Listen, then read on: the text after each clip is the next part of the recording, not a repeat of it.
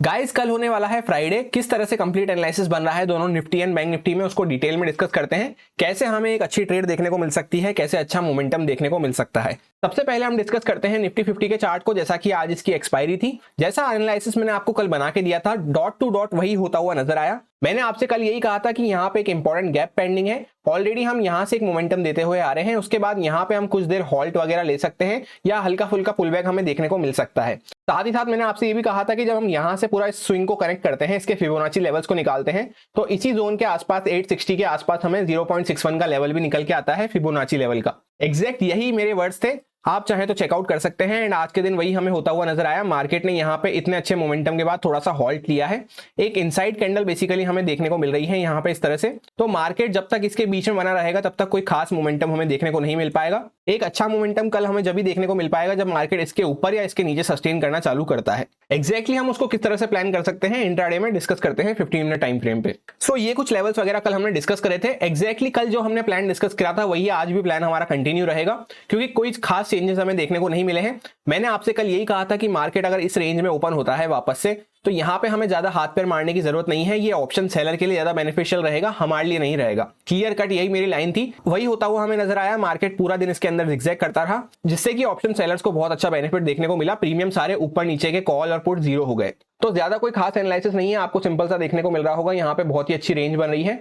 Dot आज भी इसी रेजिस्टेंस की मार्केट ने रेस्पेक्ट करी जिसकी कल रेस्पेक्ट करी थी। एक पॉइंट भी मार्केट इसके ऊपर नहीं गया। तो सिंपल सी बात है, जब यहाँ पे इस तरह से रेंज बनती है तो यहाँ पे कुछ बायर्स भी आते हैं, कुछ सेलर्स भी आते हैं। ट्रेंड पूरा यहाँ पे पॉजिटिव साइड में बना हुआ है। तो सिंपल सी बात है, इसी के बीच में मार्केट अगर खुलता है तो हमें ज्यादा अग्रेसिव होकर काम करने की जरूरत नहीं है। छोटा मोटा मोमेंटम यहाँ पे हमें इस तरह से देखने को मिल सकता है। उसके बाद फिर ऊपर या नीचे किसी साइड पे आती है, यहाँ पे जैसे इस तरह से आके ब्रेकआउट वगैरह करेगा, तब हमें यहाँ पे एक अच्छा मोमेंटम देखने को मिल पाएगा। सिमिलरली अगर डाउन साइड पे आता है तो इस तरह से ही कुछ ब्रेकआउट वगैरह कर रहा है, यहाँ पे 5-7 मिनट सस्टेन करके, तभी हमें कुछ अच्छा मोमेंटम देखने को मिल पाएगा। बस एक बात का खास हमें ध्यान रखना है, जैसा कि हम पॉजिटिव टेरिटरी में बने हुए हैं, पॉजिटिव ट्रेंड में बने हुए हैं, अच्छी स्ट्रेंथ के साथ ऊपर आ रहे हैं, तो यहाँ पे अगर डाउन साइड पे ब्रेक डाउन करेगा तो क्वांटिटी हमारी 50% रहनी चाहिए। फिर एक बार जब मार्केट यहाँ से नीचे निकल के उसके बाद एक पुल बैक वगैरह बना के या कुछ यहाँ पे 5-7 मिनट कंसोलिडेट करके वापस से दोबारा लो को ब्रेक करेगा, तब हम यहाँ पे और क्वांटिटी हमारी ऐड कर सकते हैं। एंड दोनों ही केस में अच्छे से स्टॉप लॉस फॉलो करना जरूरी है। अब सपोज यहाँ पे एक तरह से रेंज बन रही है, मार्केट डायरेक्टली ज्यादा बड़ा गैप डाउन वगैरह खुल जाता है, तो उस केस में क्या होगा, यहाँ पे हम अग्रेसिव होकर सेल नहीं कर सकते हैं।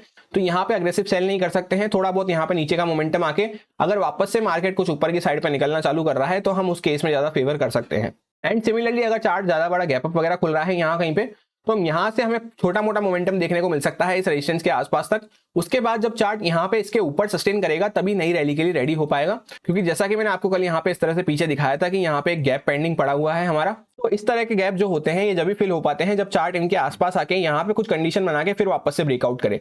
अब ये है बैंक निफ्टी का चार्ट। तो जैसा कि मैंने आपसे कल यहाँ पे 1 डे टाइम फ्रेम पे कहा था कि इंपॉर्टेंट रेजिस्टेंस के आसपास हम खड़े हैं, यहाँ से मोमेंटम करते हुए हम यहाँ पे आए, उसके बाद यहाँ पे हमने हॉल्ट टाइप ऑफ कैंडल बनाई है। तो सिर्फ और सिर्फ इसके ऊपर जब हम निकलेंगे तभी यहाँ पे हमें एक अच्छा मोमेंटम देखने को मिल पाएगा। इस तरह से मैंने आपको बताया था। प्लस साथ ही साथ मैंने आपको ये भी कहा था कि ये ऐसा एरिया है यहाँ पे हम अग्रेसिव होकर सेल भी नहीं कर सकते हैं, क्योंकि हम पॉजिटिव स्ट्रेंथ में बने हुए हैं। सेलिंग के लिए सिर्फ और सिर्फ 44,200 वगैरह के नीचे ही हमें कुछ अपॉर्चुनिटी मिल पाएगी।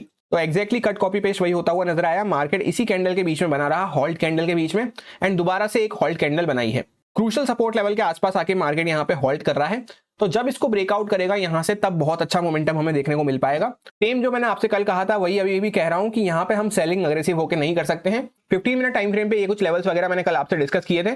तो यहाँ पे मैंने सिंपल सा आपको यही कहा था कि मार्केट यहाँ पे एक रेंज में खड़ा हुआ है। रेंज के बीच में क्या होता है, बायर्स और सेलर्स दोनों आते हैं। उसके बाद मार्केट डायरेक्टली गैप अप खुला, एंड गैप अप खुलते ही यहाँ पे मैंने आपसे यही कहा था कि ये जो स्विंग के यहाँ पे स्टॉप लॉस वगैरह होंगे, प्लस यहाँ पे भी जो सेलर्स के स्टॉप लॉस होंगे उनको हम टारगेट कर सकते हैं। एंड एग्जैक्टली मार्केट ने उनको एक ही कैंडल में निकाल के एग्जैक्टली यहाँ तक का मार्केट ने हाई लगाया। उसके बाद मार्केट पूरा साइडवेज हो गया। अब इंपॉर्टेंट पॉइंट यहाँ पे नोट डाउन करने का एक तो यह है कि साइडवेज इसलिए हो गया, पहली बात तो यह है कि ये बहुत इंपॉर्टेंट रेजिस्टेंस है। जैसा कि मैंने आपसे कहा यहाँ पे इसको इस तरह से यहाँ से चलता हुआ चार्ट आ रहा है इस तरह से, और यहाँ तक का मोमेंटम कर चुका है, तो इसी फ्लो में इसको ब्रेकआउट नहीं कर सकता है। एक बार मैं आपको याद नहीं रहा हो तो कल का एनालिसिस, तो मैं आपको पीछे का दिखा देता हूँ।